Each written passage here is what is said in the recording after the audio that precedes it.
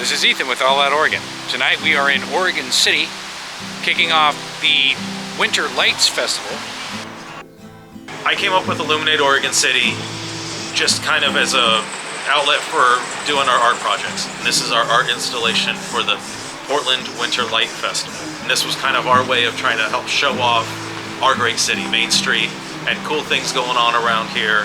And it's a donation thing. We want to give back. We came up with the video game last year for New Year's, and that's when we contributed that to the Portland Winter Lights Festival. And it's just an excuse to do something fun and different, just kind of look at things differently. We made the top of the elevator into an alien spaceship, and your job is to defend Earth by shooting the alien spaceship. I want to go up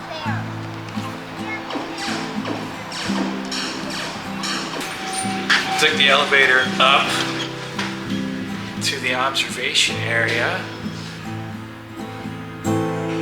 Beautiful Oregon City. Alright. They got these neat little things here.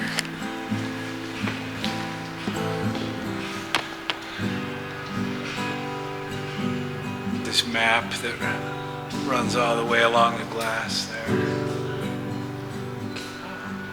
Good evening. What's going on? Good.